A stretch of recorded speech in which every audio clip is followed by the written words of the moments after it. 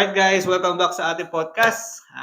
Ngayon meron tayong special guest. Sa makikita nyo sa ating kanan, bahagi ng ating studio, ating pinakamamahal na Mrs. Jerome Jose, ang ating special guest. Nabigyan ka niya ng finger. At ang aking anak. So ang ating special guest yung aking Mrs. na si Chrissy Jose. So welcome sa ating podcast. Thank you. Hello, Medyo nadamay awkward pa kami. ako. Medyo awkward kami kasi medyo iba yung namin, setup namin.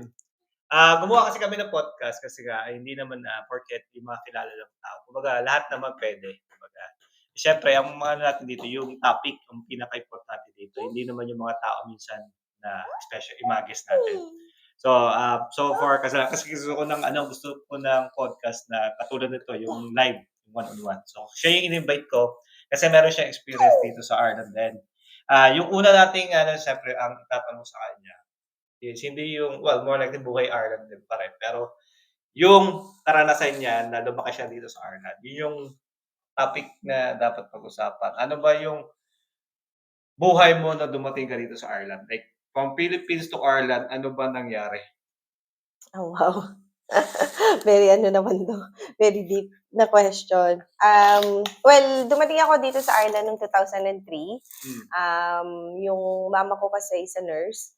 Tapos nauna dito yung sila mama, si papa, tsaka yung dalawang kapatid ko kasi mas bata sila sa akin. So, ang parang plano dati is parang ga-graduate muna ng high school sa Philippines and then punta dito sa Ireland, titingnan kung magiging okay. Tapos kung magiging okay, mag-stay. Kung hindi, uwi din ng Pilipinas para dun mag-college.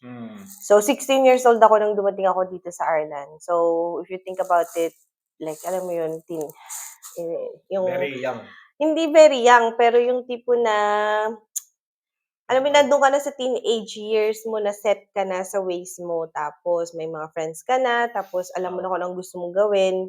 Kasi before ako dumating dito sa Ireland, pinag-test na ako nila mama tsaka ni papa sa colleges sa Philippines. So parang may plano ka na eh. Pero syempre, nahulog tong mo. Pero syempre, iba pa rin yung yung kasama mo ang family mo. Kaya, Pinili mo pa rin. Wala, hindi mo wala naman pinili eh. talaga. Oo, wala parang, It's not your choice. yung parang it's a family decision. Yeah, Kumbaga, so kasi future yung pinag-uusapan, hindi lang yung parang kung ano Yeah. gusto mo, kung anong-ano, ganyan. Pero, siguro 75% ng decision is my decision to stay here in Ireland. Kumbaga.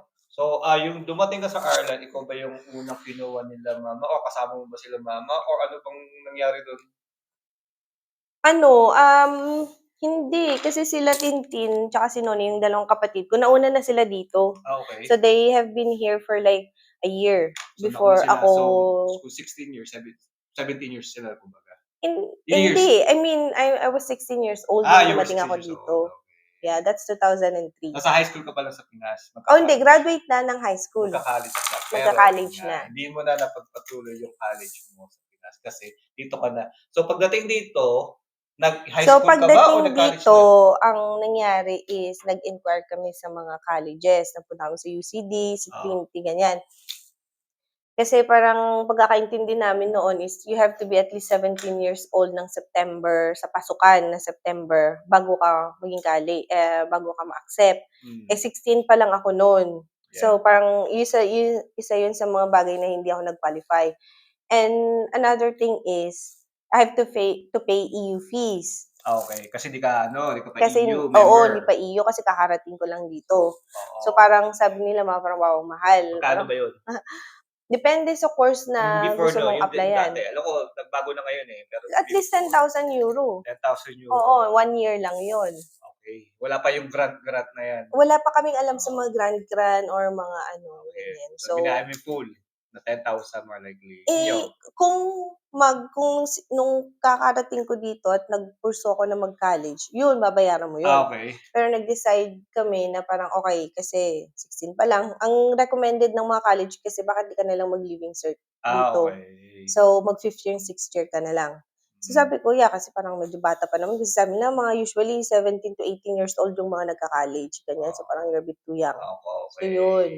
So, nahinto ko na, di mo na yun, okay. So parang nagpatuloy na lang ako ng 5th year and 6th year. Kaya ka, kumbaga na-extend ka ng high school, kumbaga. Oo, yung katulad sa Bago ka ginagawa nag-college, extend ko muna ng high school. yung Parang katulad 6 na and ginawa 7 sa Pilipinas, di Philippines. ba?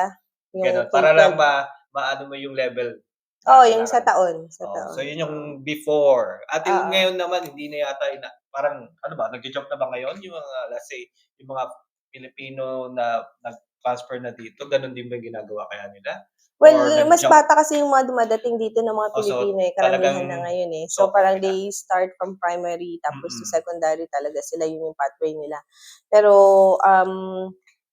kasi kahit na dumating sila dito kahit pa ano, they still have to pay higher fees. So Yeah. parang it's Kasi worth it. ang pagkakaano ko kasi before, maski yung kay Jericho, kapatid ko, is nagbayad din siya more likely, pero, yun nga malaki nga, 10,000 yata, Nagbayad siya, hindi nag-high school din siya dito, di ba? nag-high school siya rito, Kasi ano siya, nag 4th year, 5th oo. year, Parang 6th gano'n year din pa yata, siya eh. bumalik din siya para makuha niya lang yung level na Oo. yun para, hindi kasi puwede siya mag-jump din kasi yung edad niya, kasi edad mo yung kapatid ko kaya same Mm. kayo.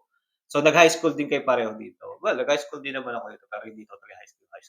Kasi tapos na rin ako nung time na yun. Pero anyways, so nagpatuloy ka na dito, so nakapag-college ka na rito? Oo, di Oo, ba? oo naman.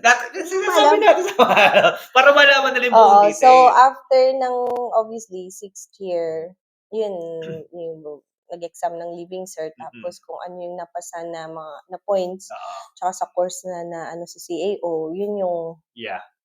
Na inano. puwede mong kunin. Oo. May option ka, eh, 'di ba, sa mga Oo, sa points na 'yan. CAO. Depende 'yun, 'di ba? Depende 'yun sa nakukuha mong Sa points. Central Applications Office, dun Oo, yung ano, bine-base kung ano oo. yung Tsaka sa level. Leaving Cert exam. Oo, so kaya kailangan mo dito pag-aralan mabuti at tapusin mo yung Leaving Cert. Na kumbaga kung gusto mo makuha yung ganitong degree, let's say nursing Oo, degree, kung wari you yung have to get pathway that na gusto points. mong kunin is let's say science or Mm, accountancy or whatever, yun yung 'pag nag-Leaving Cert ka, dapat yung mga courses, yung mga oo, subjects mo sa Leaving Cert is yung kailangan sa mga courses na gusto mong kunin sa oo, college. So kunwari 'pag nursing, kumbaga kailangan mo ng at least 2 science subject, yeah, ganyan. Kung accountancy, obviously kailangan may accountancy ka. yeah.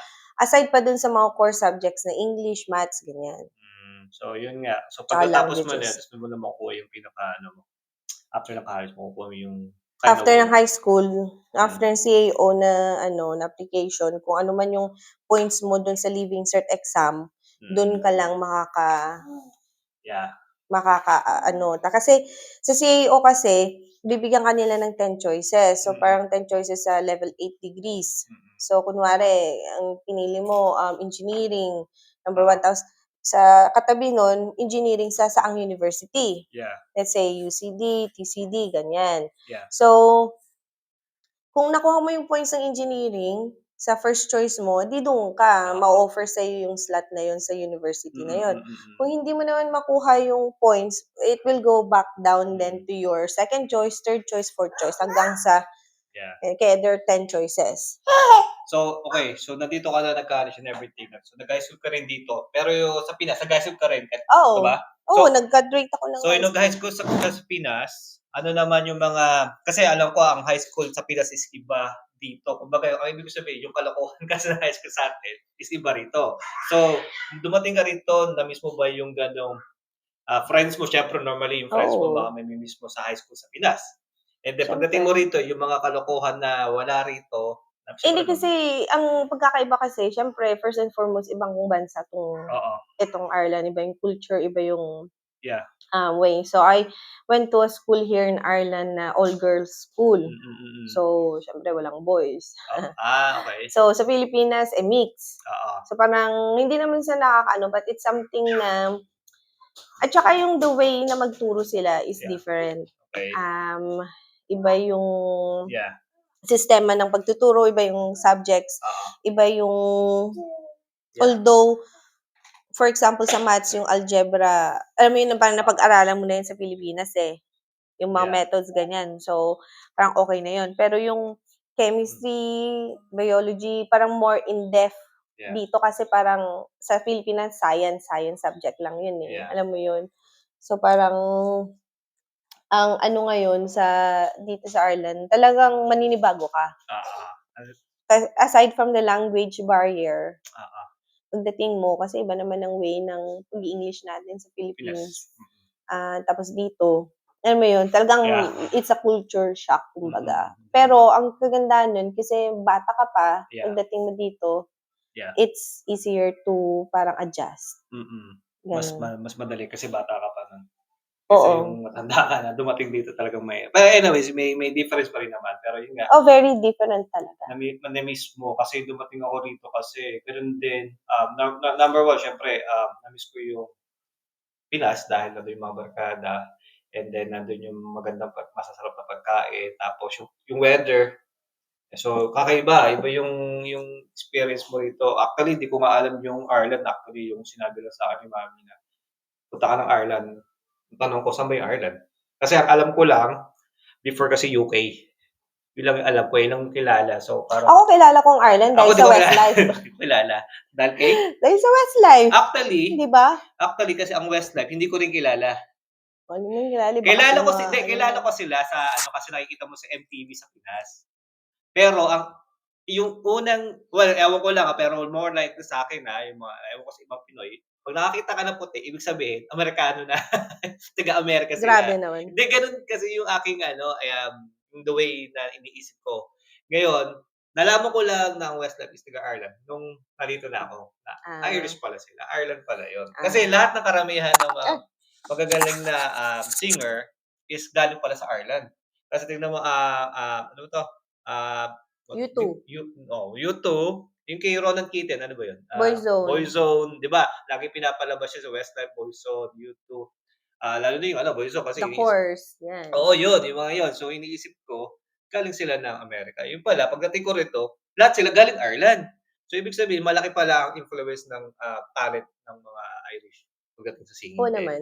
Hindi So, lang kaya pala nga nakilala ko sila, 'di ba? Ay, kaya nga nakilala ko ang Ireland kasi mm. dahil sa kanila, to be Hindi, ako honest. hindi ko talaga alam ang Arla. Nalaman ko lang binasa ko pa yun guys, yung time na nandun ako sa Pinas, sinabi ko kay Papa, nasa abroad si Papa nun, sinabi ko, "Papa, bigyan mo nga ako ng ano, ng libro ng Ireland kasi wala akong idea." Kami lang ng kapatid ko, si Jeric at ako naiwan sa Pinas kasi si Papa nasa abroad pa, pabalik ng Pinas, kasi si Mami at si Kuya nasa Ireland na.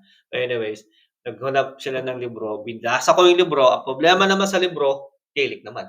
Paano ko mababasa yung Gaelic? Sana may Di ko nga alam yun, na Gaelic yun, pero ayun ang binigay kasi nakalagay dun, Irish culture, Irish whatever.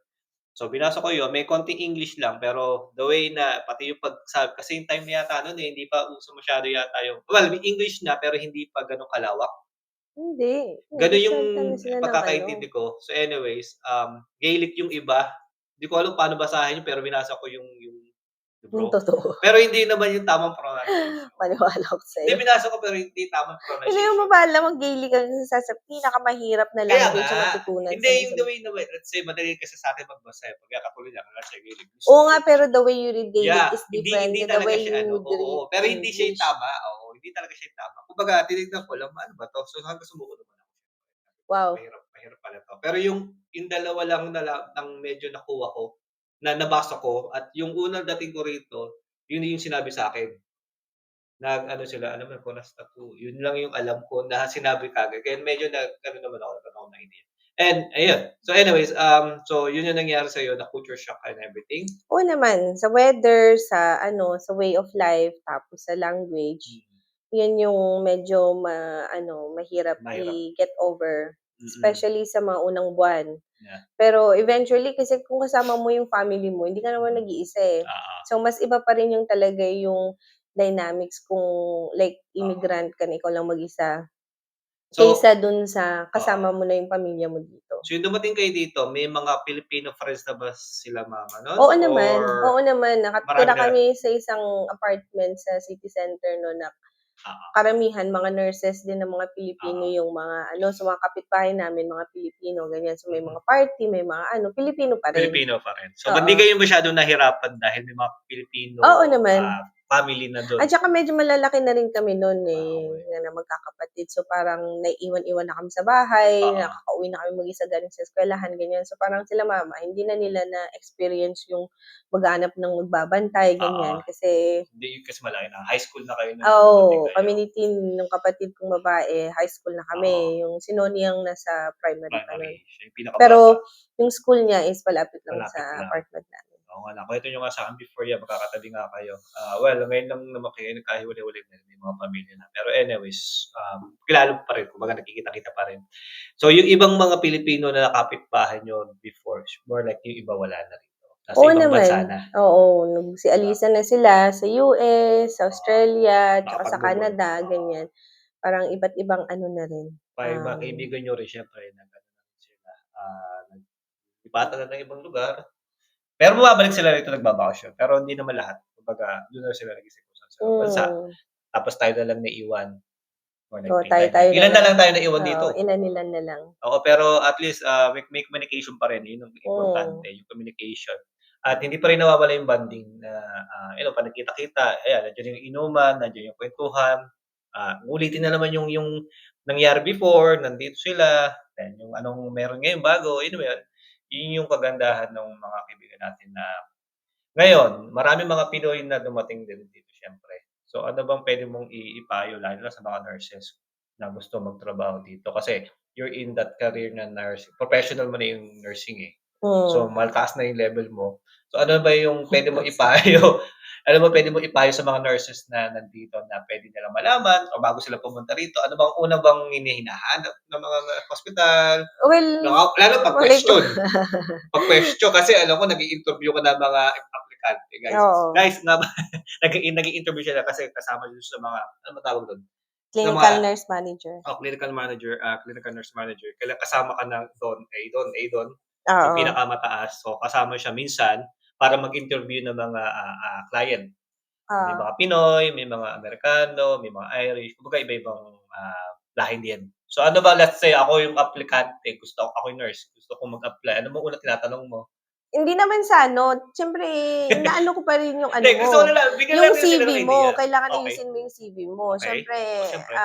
yung CV mo, yung first impression na makikita ng employer sa'yo. So, Mm, kung kunwari nag-apply ka ng trabaho ng depende kung anong department sa nursing, kailangan yung experience na ilagay mo dun sa CV mo is applicable and timely. mm.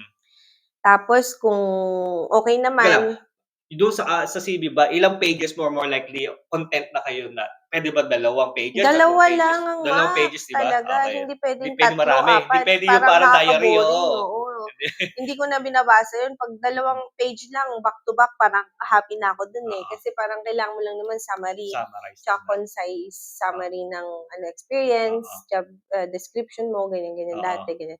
So 'yun yung hinahanap namin. Tapos dito naman kasi is ano, um parang equal yung pagtatrato nila sa mga interviewhin. okey, Obviously, interviewin muna namin yung mga applicants na nandito na sa Ireland kasi yun okey, yung madaling i-process. Kung okey. wala talaga, dun sila magre-recruit sa outside Outside, Ireland. okey. Hmm. So, yun nga, second question, first question yung CV, answer mo CV. So, ano yung second? Let's say, ano ba yung mga tanong, let's say nandiyan na ako, natapos na natin yung CV. Ano bang, let's say, ano ba So tatanungin? yun, ang first question usually sa isang interview is like, "Talk me through your CV." O sabihin Okey. mo sa akin kung ano yung ano mo, experience mo up to now, Hmm, since the beginning, ganyan. Tapos ang usually na tinatanong din namin is parang kasi I work in Bon Secours Hospital, 'di ba? So, parang paano mo nalaman or narinig ang Bon Secours Hospital, okey. saan mo narinig 'to, ano ang alam mo about our hospital, Hmm. ganyan, ganyan. And then after that, yung mga ano lang yun, mga general questions lang yun, eh. Yung mga senaryo ba, nagtatabuhan And ng then mga senaryo? after that, yun na mga scenarios na Senaryo kung na. depende kung anong ano, So, mga ilang senaryo, let's say gusto na tatanong mo, 5. 5 senaryo. Hmm. So, let's say unang question, paano 'pag may nangyaring nahulog yung pasyente, gano'n ba? Oo, mga gano'n or let's say for example ano, competency based kasi yung mga interviews namin karamihan. So, tinitingnan namin kung ano yung gagawin mo sa mga scenarios. As I said, kunwari kumbaga yung isa sa mga favorite na questions na tinatanong namin is, kung paano kung may na-discover ka na medication error. Okay. Kunwari, Mm. pumunta ka na, ta's na-realize mo na parang, "Ay, mali pala 'tong ibibigay kong medication sa pasyente." So, ano yung gagawin mo next? Parang Okay. mga gano'n. Okay. So, May sagot ba do'n? siyempre Anong meron. sagot do'n? Para malaman para meron na silang idea kahit isa lang. Hindi, siyempre, 'Pag medical common error. sense. Common sense Siyempre, ang common kailangan. sense ang kailangan mong anuhin. Siyempre, Patakbuhin. obviously, hindi mo Stop. gagawin. You have to stop. Hindi mo Oo. gagawin. Stop mo, i-acknowledge mo na kung near miss incident pa yun o kung naibigay mo. Oo. Siyempre, first and foremost talaga, i-report mo yan sa nurse in Oo, charge. tama. Na parang, ito yung nangyari, ganyan-ganyan. Pa-review mo yung pasyente, make sure mo na okay yung Oo. pasyente. Tapos, parang, i-disclose mo ba sa pasyente, ganyan-ganyan. May mga discussions yan during the Discussion. interview. Mahabang ano yan, assessment. Madaming sagot Oo. yan kasi depende kung paano ita-tackle ng applicant yung Okay. sagot at saka kung anong angulo niya kukunin yung sagot niya. Okay. Tapos yun, may mga follow-up questions pa yan, Follow-up siyempre. question. Mga ilang tanong ba yung minsan tinatanong sa 5 pag-meeting? nga. Lahat hindi, bukod dun sa scenario. Yun, yung scenario based, 5 yun. Competency based yun eh. Okay. So another question could be like, another question is like, paano kung may ka-conflict ka? Naka-experience ka na ba ng conflict sa kasamahan mo sa trabaho? Ganyan, paano mo na-handle yung conflict na yun? Or ganyan, so magbigay ka ng experience mo about that. Or kung wala, theoretically, anong gagawin mo kung sakali? Ganyan. Okay. And then you go to the clinical scenarios as well. So, sasabihin namin, paano kung may nakita ka na pasyente ng post-surgery, anong mga check mo sa post-surgery na pasyente, ganyan, mga, depende sa specialty. Okay.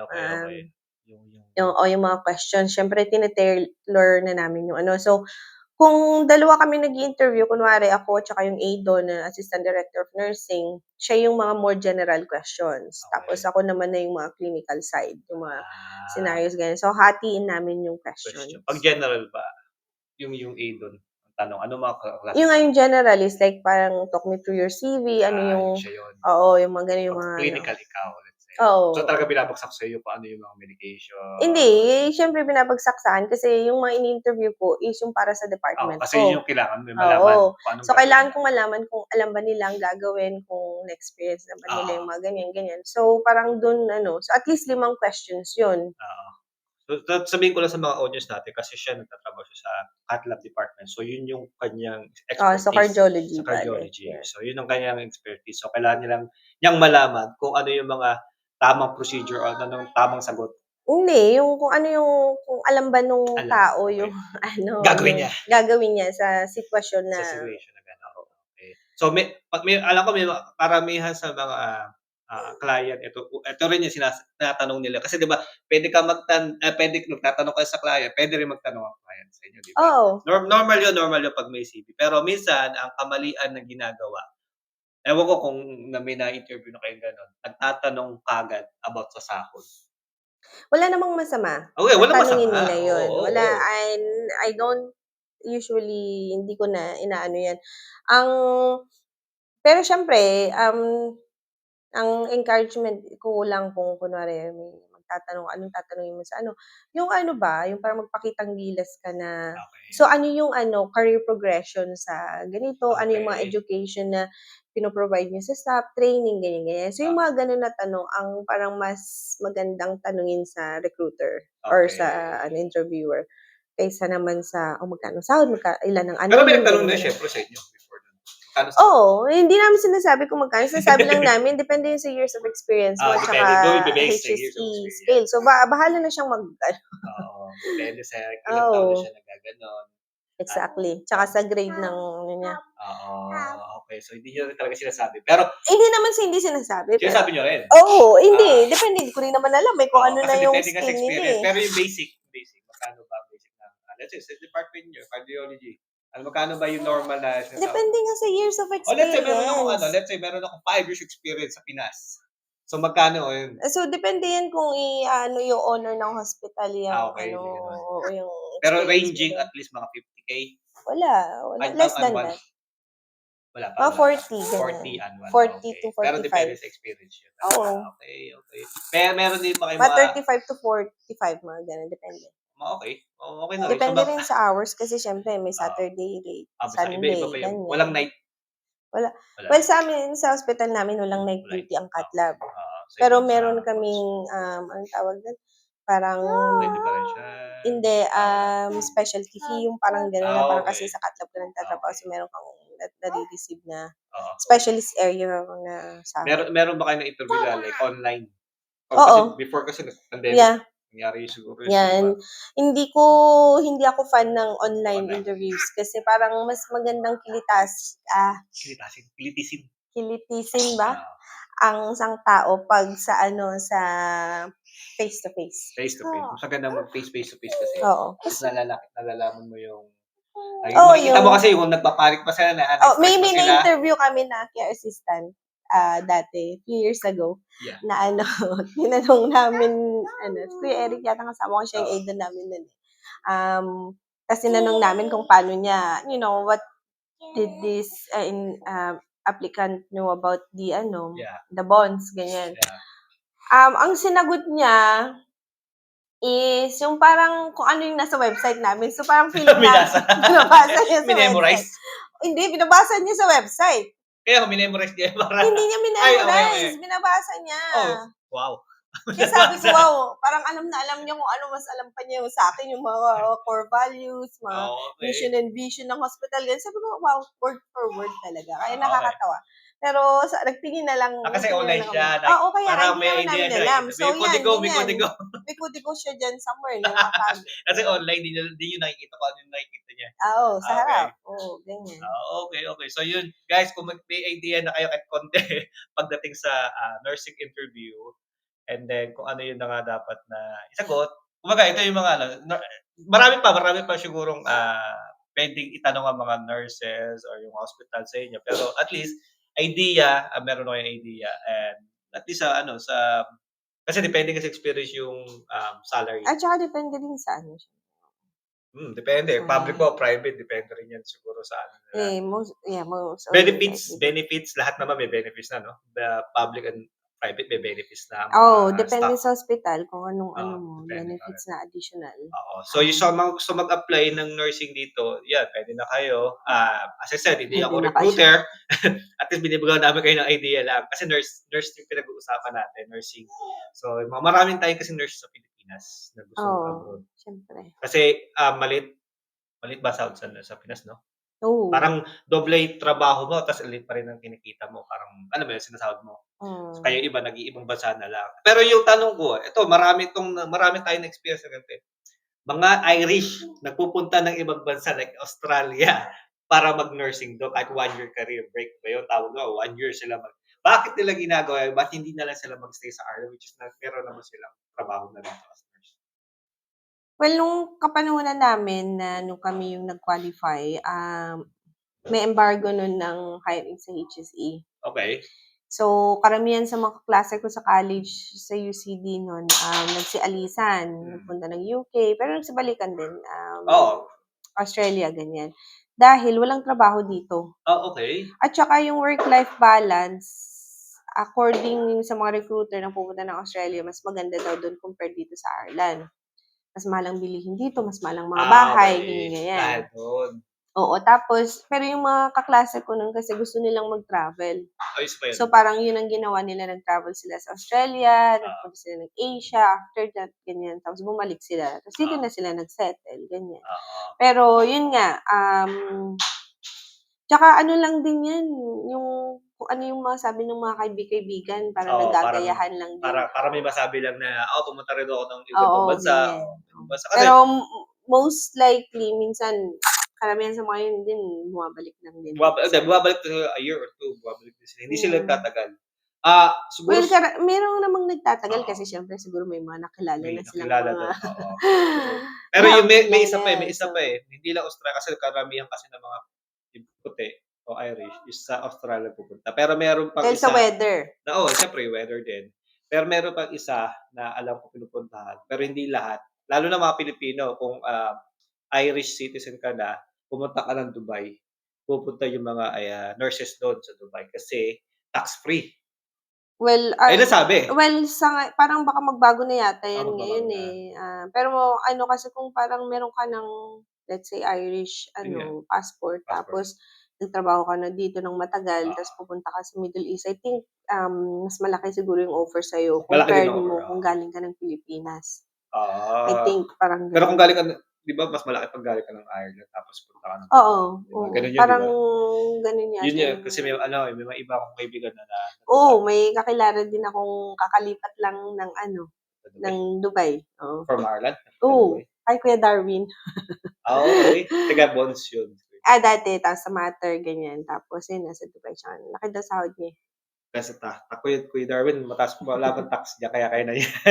Joke lang, joke lang. Hindi, malaki Hindi, alam malaki ko malaki sahod niya, talaga ang sahod ngayon kasi, sabi mas nila malaki yan ang di hamak pero kung dito. magbabago yun, wala magbabalikan na yung iba sa ibang bansa na balik sila sa Ireland or balik sila sa Oo, or depende kasi yung sa mga ano, eh. Irish na yung dating Aidon namin nagpunta ng Saudi ng ewan ko kung ilang taon, 3 taon ganyan, pagbalik niya dito Aidon na siya, alam mo yun? Experience-wise din. Oo, parang Nakaka-save ka kasi 'pag may mga ganyan na may mga tax free, 'di ba? Saka 'pag oo, kung wala kang binabayaran kasi libre yung libre yung pabahay, ano nila transport ganyan. transport, pagkain di ko lang alam pero Na more ano lang likely naman ang libre. pagkain, 'di ba? Kaya nga pero ibig Pero sabihin kakain ka sa ospital, kakain ka sa ano, oo, ganyan. pero 'di ba libre accommodation mo, libre pabahay Tapos sa'yo. yung ticket mo pabalik ng Ireland libre Libre din, din.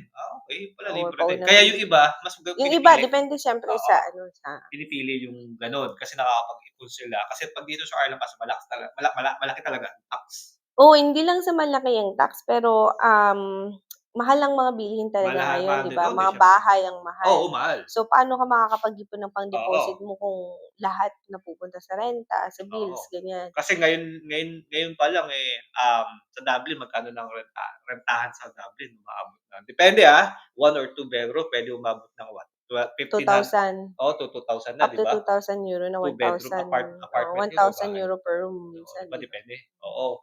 So, meron akong nakita kanina lang actually pinapaupahan malapit sa St. James, 1,000 yun which is, um, One may bedroom 'yun. 1 bedroom, may kitchen ka, may sala ka, pero may kasama kang family, Tapos €1,000, wow, €1,000 yun. So mahal.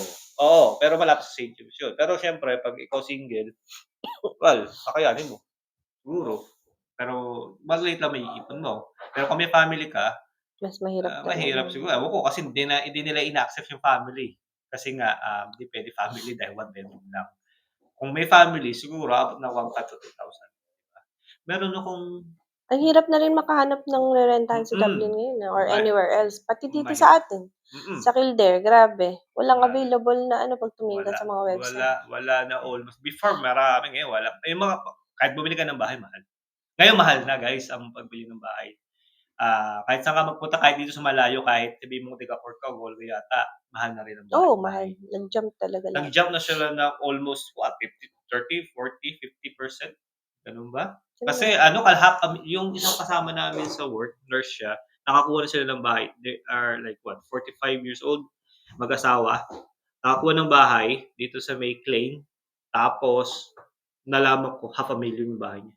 Nasa Clay na yun, part na ng Kildare yun, malayo na sa Dublin yun, pero nakakuha siya ng bahay, ₱500,000. Unexpected yun kasi ang bahay natin hindi pa gano'n kamahal. Like sa kanila ah, ₱500,000 na, yung sa'tin at least half ng ₱500,000 gets grabe mo? hindi naman half ng Hindi, half at least million. 'di ba, more likely gano'n na siya kalapit sa'tin, kaya naswertehan natin 'tong bahay na 'to. Hmm, So, yun nga sinasabi namin like that's what, 2, 3 years ago? 3 years ago. 4 years na tayo dito, eh. Magti-3 years na tayo dito. Magte-3 years na pala kami dito. So, yun, big jump yun. Which is sa'min maganda kasi yung bahay tumaas yung value. Oo, Oo, so kung gusto namin ibenta, tumaas ang value. Pero hindi namin ibebenta kasi mahirap bumili ng bahay ulit. Mahirap back to basic. Marami rin kasing process ang pagbili ng bahay dito, gets hmm, niyo? So, yung mga tao na alam namin na ahente or kumukuha ng mga, worker from Philippines, nahihirapan din yung mga yon na tumulong makakuha ng bahay sa mga empleyado nila na pinapupunta hmm, rito. hmm, Number one problem yon dito sa Ireland. Kasi kung ikaw magre-recruit ng mga, client galing from Pinas na naaprubahan, you have to think about kung saan sila titira din, 'di oo, ba? 'pag Kaya yung nandito na iba, sila. nakikiusap yung iba dun sa mga kapwa Pinoy na baka puwedeng makitira yung iba, for this period of time. Yung iba, alam mo yun, medyo mahirap. Hmm. Medyo mahirap yung nangyayari. So, kailangan talaga ready ka sa kasi may mga may mga gano'n nangyari Hmm. before ngayon. Anyways, ano pa ba? Usapang nurse, siguro okey na tayo dun. Kasi at least nabigyan mo na sila ng idea. Any last word na puwede mong sabihin sa kanila? Well, kung ano, Galingan nila.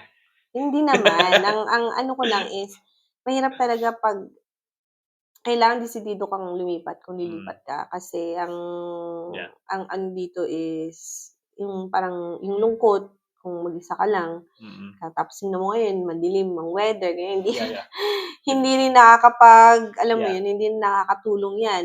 yeah. Pero ang ano, basta trabaho lang ng trabaho kung nandito na, Ta's kung nandito puwede naman ipon lang. ipon, ganyan. At Yeah, saka isa pa, ang pinaka-ano dito is, mas madali kung single na pumunta ka pumunta dito. ka rito. Mm. Kasi kung may mga anak ka na, ang Oo, hirap lalo na maliliit, ang hirap maghanap ng alaga, mag-aalaga, ganyan. yeah. Kailangan talaga, um, alam mo yun, Decided, sakripisyo kayong mag-asawa yeah. kung talagang Gusto niyo oo. magpamilya Tapos dito. kung may mga anak naman kayong mga pa-teenager na, siyempre, kailangan niyo ring research kung ano yung mga eskuwelahan, kung Mm, ano yung mga requirements, tapos kung ano kaya bang dito sila mag-college, ganyan, ganyan. Bago sila punta at umasa na parang biglang uuwi ng Pilipinas tapos tatenga sila ng 1 taon, dalawa, parang mm, what's the point, 'di ba? yeah. At saka kailangan din na na dasal. Dadan, maraming dasal. Dasal Kailangan mo lang yun. din kasi siyempre Yeah, what's the point na alam mo yun, kung yeah. wala kang faith. Pero mag-ibang bansa is napakaganda kasi hindi lang makikita mo yung ibang bansa, Maganda malaki. Malaki din naman compare mo sa kung Pinas, oo, yung yung sa sinasabi mo. kita siyempre Oo, malaki talaga, there's no doubt about it. yeah, Pero ang mahirap lang talaga, kalaban talaga is yung alam mo na, yeah, lungkot, lungkot, ganyan. yeah. Pero tiyaga lang, tiyaga. Yeah, tiyaga lang. Pero anyways, yun salamat, na nabigyan mo kami na napaunlak mo kami ng iyong interview. Napilitan lang naman talaga ako, eh. This is a job interview, guys. Para sa inyo, binigyan ko ng Ay, Diyos idea yung ko, mga tao. napilitan lang Hindi, naman. maganda rin kasi maranasan at malaman ng mga tao yung mga ganitong bagay. Kasi marami pa rin nagtatanong, wala silang mapagtanong, at least tayo, papaano magbigyan namin kayo ng konting ideas sa mga Hmm. katanungan niyo. Yun lang. Kung may katanungan pa kayo iba, guys, comment lang kayo, message lang kayo, and we'll try to answer your question as soon as possible then. So susunod nating video, as I said before, meron tayong special guest na talaga 'di siya magsasalita about sa mga ganitong kind of things, pero puwede natin siya tanungin kahit konti, kasi may idea siya sa mga ganitong processing, yung kapatid niya, sabihin ko sa inyo. Pagbalik niya ng Pilipinas, tatanungin natin, interviewin natin siya, kakausapin natin siya, painumin natin siya para magsagot sa mga tanong. Baka gawin natin live, gawin namin live. Oo Para nga lahat kayo 'no, mag-comment kung gusto niyo, imbes na mag-bayad kayo sa kanya, may bibigyan tayo ng live, 'di ba, for free, 'di ba? consultation. Free consultation na 'yan, guys. Mag-live kaya kami next time Hayaan para mo, oo. tatanungin ko muna siya Lasingin baka mo muna siya ta's hindi niya alam nagla-live pala oo, kayo. baka pagalitan ako imbes na magkaroon siya ng pera, pero at least mapo-promote ko siya at the same time. Hindi, hindi, serious serious guys. Ano siya, kaya niyang, kayong tulungan sa mga ganitong ano ba tawag dun? Consultation sa mga ganitong bagay. Any question, more likely kaya niyang sagutin. May idea siya do'n. So yun lang guys, maraming salamat, and as I said, if there's any question, please comment down below, and don't forget to subscribe sa aming YouTube channel, Mr. Jerome Jose, at sa aming Facebook na Buhay Ireland. Sa ngayon guys, wala si paring Jay. So, nasa kabila siya. Gustong-gusto ko talaga siya magkaroon kami ng ganitong parang live session na 'to. But anyways, maraming salamat. Maraming salamat, Bye. Mrs. Jose. Jerome Jose, Jose. Wow, thanks. So, yun lang guys. Napilitan lang ako. Napilitan din siya. Pero anyways, kasama pa siya natin next time siguro kasama yung mga kapatid niya. Anyways, maraming salamat, and I'll see you again next time. Bye. See ya. Bye.